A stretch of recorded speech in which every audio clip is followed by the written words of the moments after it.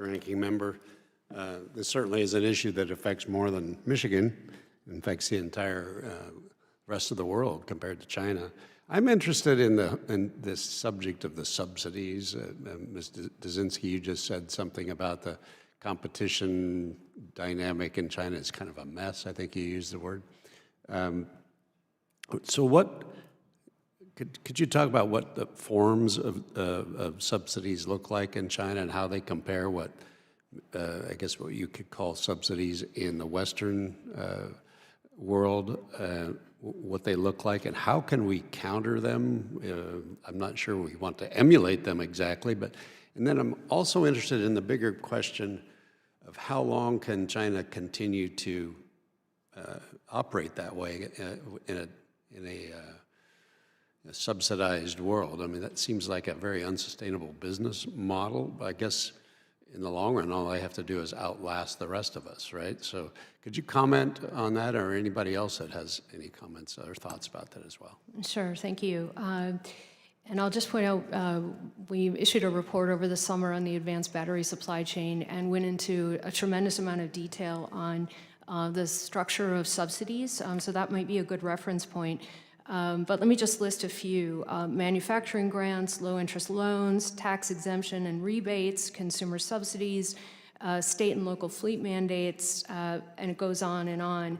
The scale and scope of these subsidies is what matters.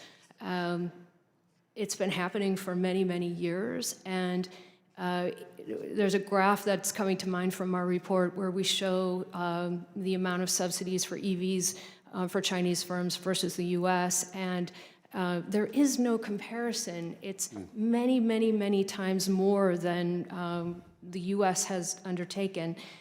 So this is absolutely a state-driven strategy, and they're in it for the long haul, as you've alluded to.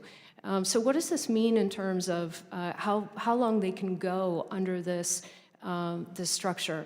That is really the big question. And there are other factors that play into this. It has to do with the real estate bubble. It has to do with their unemployment levels. It has to do with broader deflationary pressure.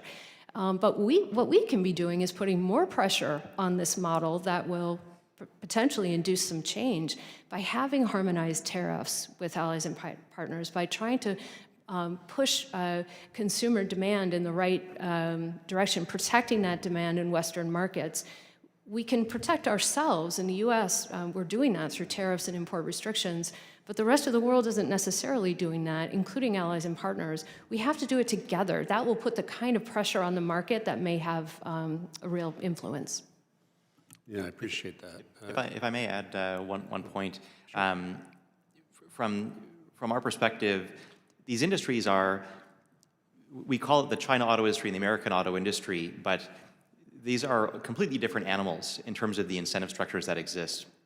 In our capitalist system, and I'm as big of an advocate for capitalism as could possibly be, our companies are incentivized to think about revenue and profits, yeah, and long-term viability of business, and this is how our investors value our companies.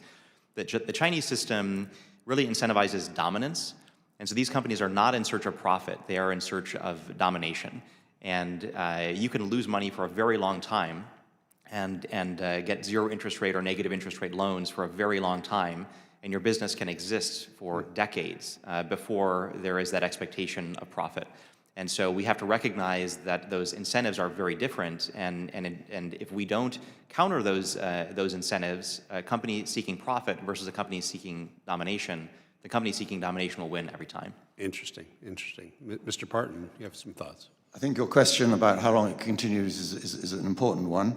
I think if you look at the recent, in October, indications of what the Chinese next 5-year plan sets out, then I think you'll see that Xi Jinping has basically doubled down on the current model in which the state, the Communist Party, is able to channel the bulk of its resources towards achieving his objectives, which I think we're all clear and we've set out earlier.